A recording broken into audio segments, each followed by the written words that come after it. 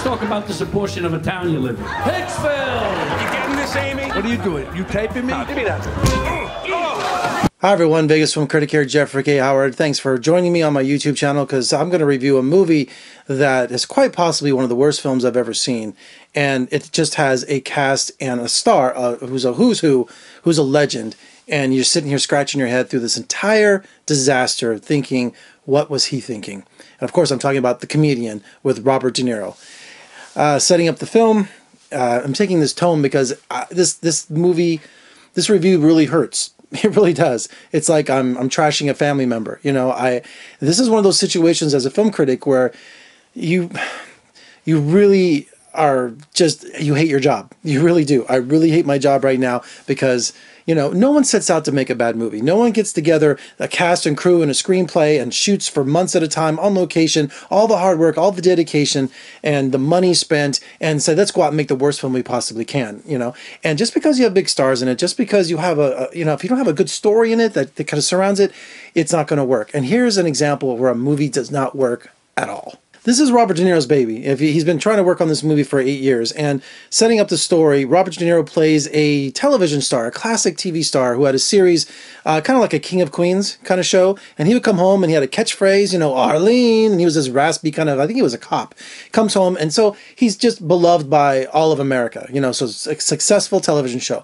Of course, you know, the show's been off the air for 10, 15, 20 years now. He tries to reinvent himself as a stand-up comedian. And not only a stand-up comedian, but a raunchy, blue, Don Rickles kind of insult kind of comic where you're just like, whoa, some of the jokes that come flying out of here are blue as hell. And so he's in nightclubs and he's in these dive bars where he's just not welcome anymore because he starts all kinds of trouble. So the movie, his agent or his manager is Edie Falco, and of course she's like, gets him into this really dive place and he gets in a fight and they're videotaping it. They're recording it because they're doing a show where they provoke comedians and they put it on their YouTube channel or on their website. And of course, he goes to jail for assaulting them. And so now he's got to do community service and he's at a soup kitchen. He meets Leslie Mann, who's there doing community service because her father's some ex-gangster who runs a retirement community, a real estate mogul, Harvey Keitel, in Miami, Florida. So they spark up a friendship, and then which leads to a romance. So you're trying to think, wait a minute, isn't this that movie, The Intern, where you thought he was going to be having a tryst with, what's her name? The woman from that awful, she won the Oscar for that awful movie from Les Mis, Anne Hathaway. So she starts up this romance that's totally, you just don't buy it at all. So you got two parts of this movie going on. You have him being a stand-up comedian, going to his brother's daughter's wedding. You know, Danny DeVito plays his brother, who's just absolutely the best. And he gets up there to do the toast and a dedication. And of course, he's just saying the most vulgar things because it's a lesbian couple. It's an honor being here to celebrate Brittany and Frankie's wedding. Can I address the 800-pound gorilla in the room? Flo. What have you done to my poor little brother? He was 6 feet tall when you got married. And not only that, he's just, all the jokes, like everywhere he goes, he's got to be this guy, he's got to have a comment everywhere. And it's like watching Rupert Pupkin, if you know The King of Comedy, which is one of my all-time favorite Scorsese films. You know, Jerry Lewis is my idol.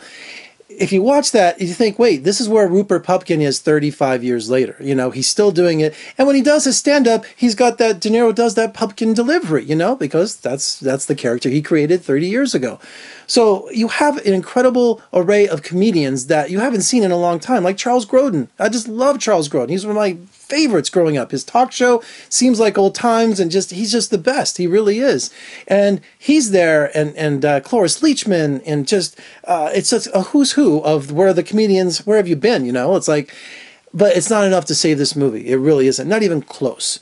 And I'm just really sad that I have to do a review like this because it's just literally unwatchable. Watching legends, especially Robert De Niro, just, I don't know what he's doing. Last year was Dirty Grandpa, and now it's The Comedian. And it's just, I'm embarrassed watching this movie. I really am.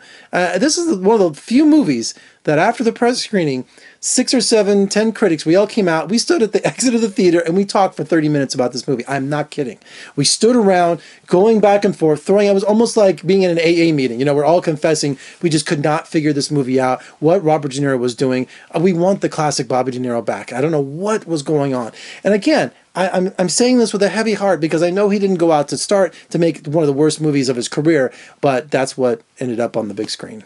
All right, for more reviews and interviews, surf on over to my website at vegasfilmcritic.com, Snapchat, Instagram, Facebook. You know, I'm really, this is really hard for me to do this review. You know, it really is.